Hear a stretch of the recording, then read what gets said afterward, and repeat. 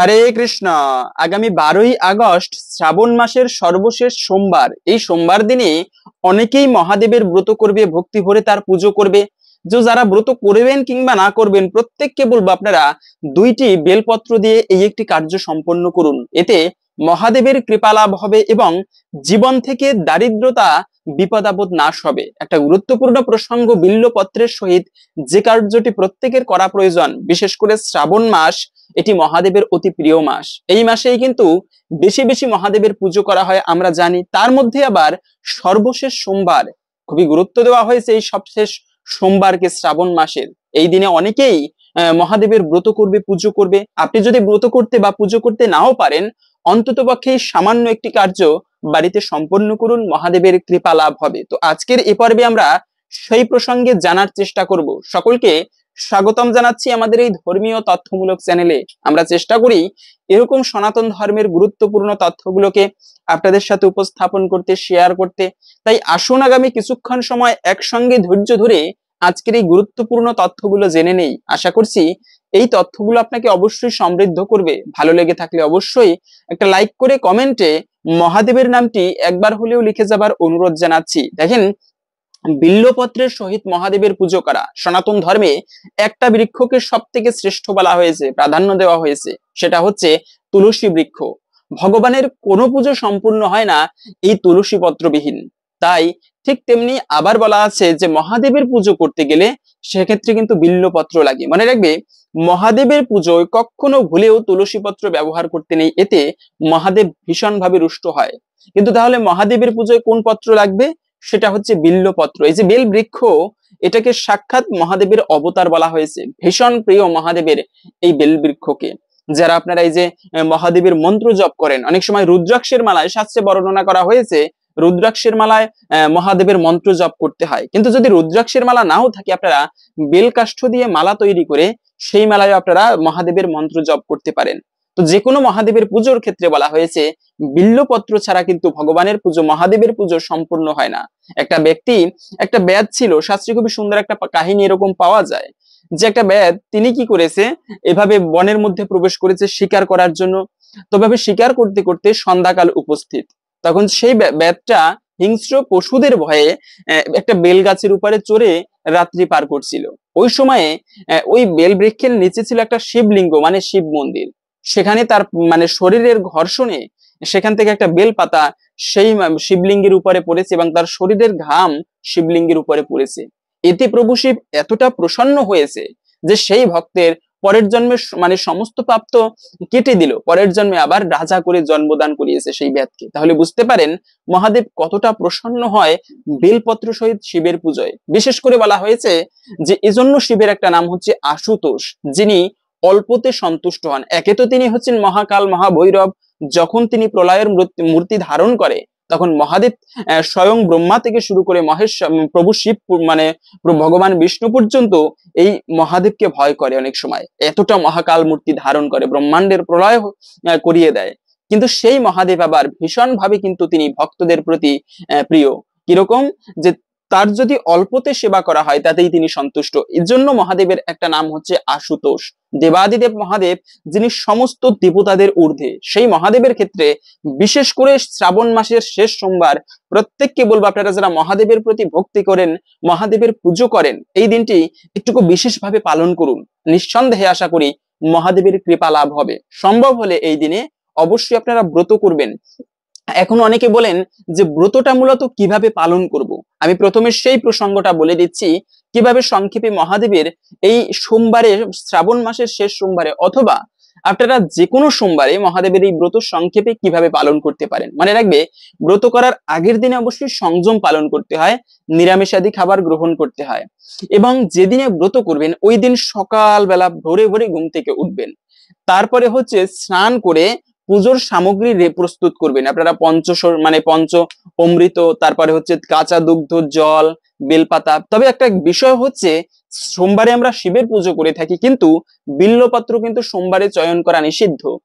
বিল্বপত্র তাহলে অনেকে বলতে পারেন বেলপাতা কবে চয়ন করে রাখবো? আগের দিনে আপনারা চয়ন করে রাখবেন, কিন্তু সোমবারে বেলপত্র চয়ন করাকে অশুভ বলা হয়েছে, এটা বিশেষভাবে মনে রাখতে হবে।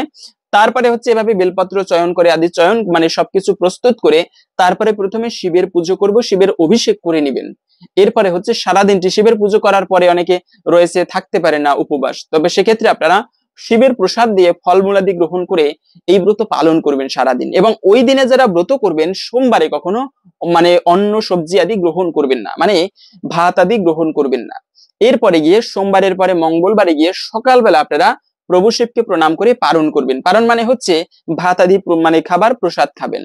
তো এইভাবে মূলত ব্রত করতে হয়। যারা ব্রত করতে না পারবেন তাদেরকে বলবো আপনারা বাড়িতে কখনো আমিষ দ্রব্য ভক্ষণ করবেন না। আপনারা নিরামিষ খাবার প্রভু শিবকে ভোগ অর্পণ করে সেই প্রসাদ অথবা ভগবানকে ভোগ অর্পণ করে সেই প্রসাদ দিয়ে আপনারা সারাদিনটি অতিবাহিত করবেন, মানে সেই প্রসাদ গ্রহণ করবেন। কিন্তু মানে এই সোমবারে অন্ততপক্ষে শ্রাবণ মাসের শেষ সোমবার সম্ভব হলে ব্রত করুন, তা সম্ভব না হলে তবে অবশ্যই আপনারা ভগবানের প্রসাদ গ্রহণ করুন, শিবের প্রসাদ গ্রহণ করে সারাদিনটি কাটান। তবে অবশ্যই এই দিনে প্রভু শিবের পুজো করবেন।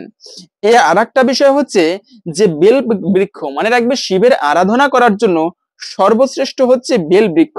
তবে সেই বেল বৃক্ষকে কিন্তু শিবের অবতার বলা হয়েছে, যা তো আমরা প্রথমেই বললাম। দ্বিতীয়ত হচ্ছে শাস্ত্রে বলা আছে, এটা হচ্ছে বনস্পতি শাস্ত্র মতে সুন্দর একটা তথ্য পাওয়া যায়, এরকম বাড়িতে কখনো কণ্টকযুক্ত বৃক্ষ বা কাঁটা জাতীয় বৃক্ষ রাখা উচিত না, আবার তীব্র গন্ধযুক্ত বৃক্ষ রাখা উচিত না। কেন?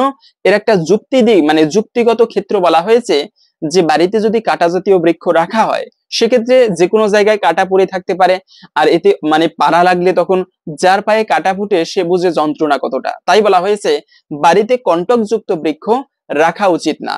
তবে একটা বিষয়, আর একটা বিষয় হচ্ছে তীব্র গন্ধযুক্ত বৃক্ষ, যেমন এই যে মানে চন্দন কাঠের বিগ্রহ মানে চন্দন কাঠের গাছ হয়, তো এই গাছের মধ্যে কিন্তু বিষধর সর্পেরা আসার সম্ভাবনা থাকে। সেজন্য এই যে লেবু গাছ, এটা কিন্তু ঘরের আশেপাশে লাগানো নিষিদ্ধ, কেননা যে কোনো সময় বিষধর সর্প আসার সম্ভাবনা থাকে।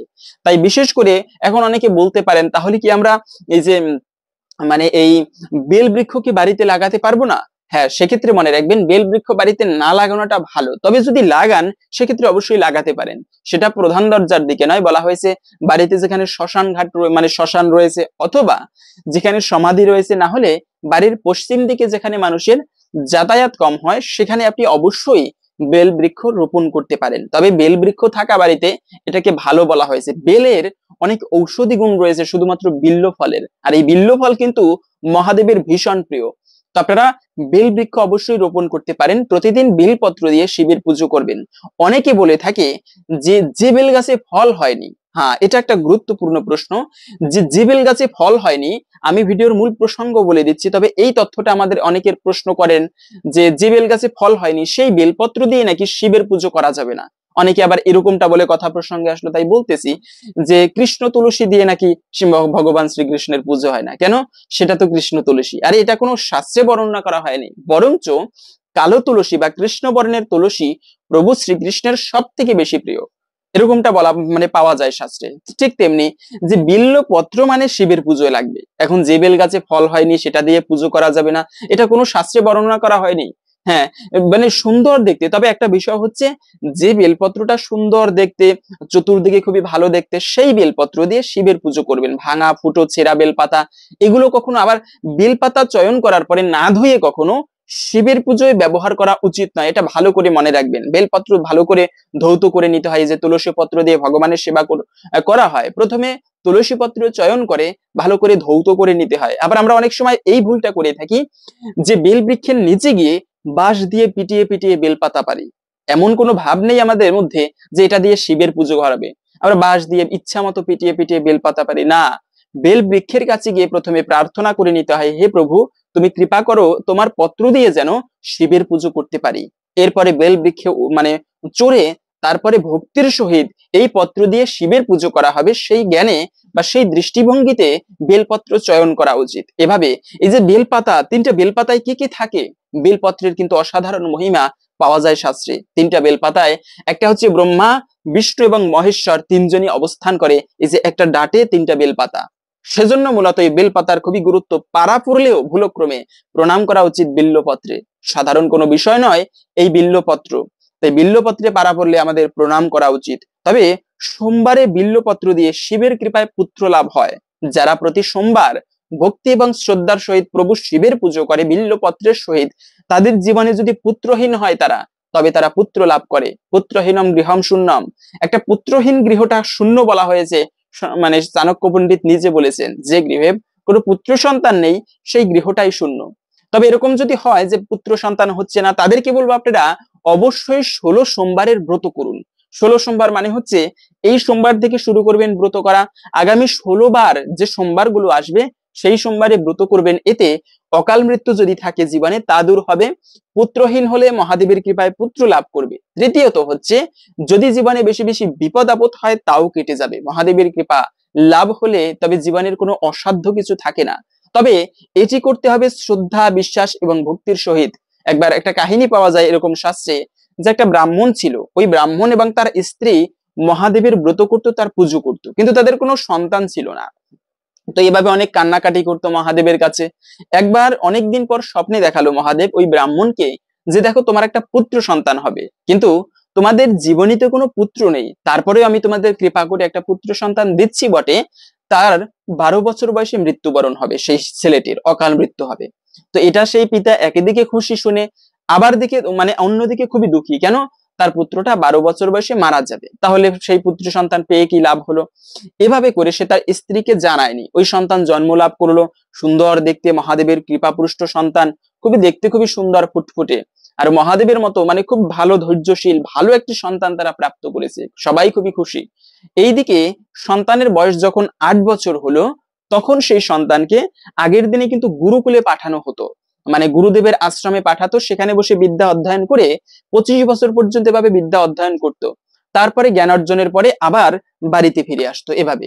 এখন তো মূলত বাড়িতে বসে পড়ালেখা করে, আগের দিনে বৈদিক যুগে এরকম ছিল না। তো মামার সাথে সেই 8 বছরের সন্তানকে গুরুকুলে পাঠালো। গুরুকুলে যাবার সময় একটা রাজ্যে সেই রাজকুমারীর বিবাহ হচ্ছিল, কিন্তু যে রাজকুমারের সাথে বিবাহ হচ্ছিল তার বাবা রাজা ছিল, সে ছিল খল, মানে চাতুরতা করে, তার পুত্র হচ্ছে কানা।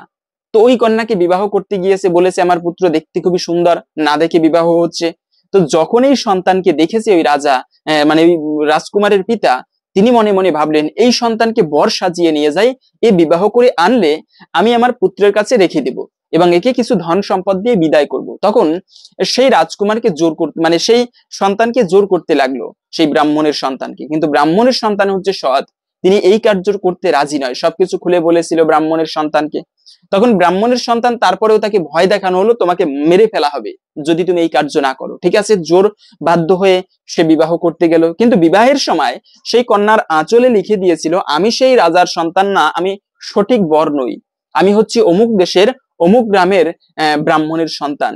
তো তোমাকে সঠিক পাত্রের সাথে বিবাহ দেওয়া হচ্ছে না। এটা যখন জানতে পারলো রাজকুমারী, তখন তার বাবাকে জানালো, এবং তার বাবা সেই মানে সেই বরযাত্রীদের বিদায় দিয়ে দিল, কন্যাকে তাদের সাথে দিল না। এভাবে করে সেই মানে মামার সাথে সেই ব্রাহ্মণের সন্তান তিনিও বিদ্যা অধ্যয়নের জন্য গেল।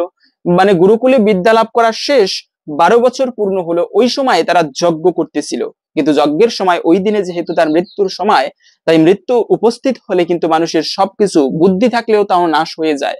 চতুর্দিকে লোকজন বসা থাকে, আত্মীয় স্বজন বসা থাকলেও কারো কিছু করার মতো ক্ষমতা থাকে না মৃত্যুদেবের কাছে।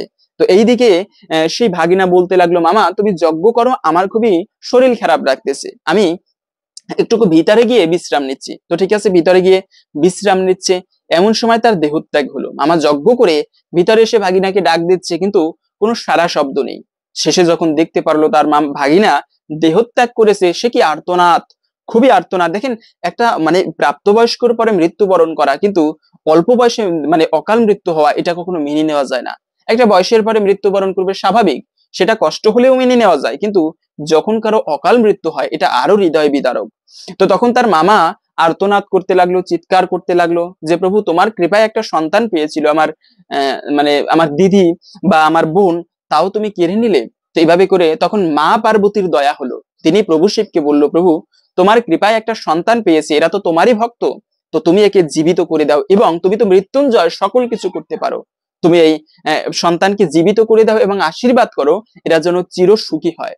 তখন সেই সন্তানকে আবার প্রাণদান করেছে মহাদেব, এবং যাবার পথে সেই রাজ্যে উপস্থিত যেখান থেকে সেই কন্যার সাথে তার বিবাহ হয়েছিল। সেই কন্যা দেখেই চিনতে পেরেছে।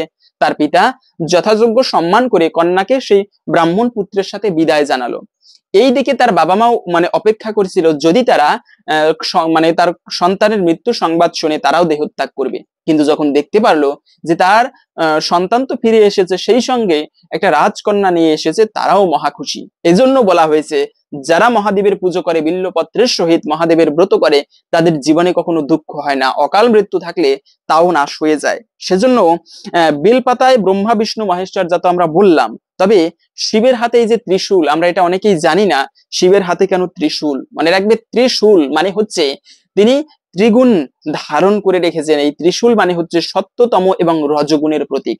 নিচে যে ত্রিশূলের বড় একটা হাতল থাকে বা ধরার মতো, ওটা হচ্ছে নির্গুণ শুদ্ধ সত্য স্তর। 3 গুণের অতীতে আর একটা গুণ রয়েছে। শিবকে আমরা অনেক সময় তামসিক বলি না, শিব হচ্ছে নির্গুণ স্তরের দেবাদিদেব মহাদেব। সকল দেবতাদের ঊর্ধ্বে হচ্ছে প্রভু শিব, যিনি নির্গুণ শুদ্ধ সত্য স্তরকে ধারণ করে রেখেছেন। নির্গুণ স্তরের যিনি, যাকে কোনো গুণ প্রবাহিত করতে পারে না। ঠিক যেরকম আমাকে কেউ যদি মারে, কষ্ট দেয়, আমি রেগে যাই হুট করে, তার মধ্যে আমিও গুণের দ্বারা পরিচালিত। কেউ যদি আমাকে, বা এই যে সুখে, অনেক সময় দুঃখ পেলে খুবই কষ্ট লাগে, ভেঙে পড়ি, সুখের সময় এত উৎসাহিত হই। কিন্তু মহাদেব বা যারা নির্গুণ স্তরের, তারা তেমন না।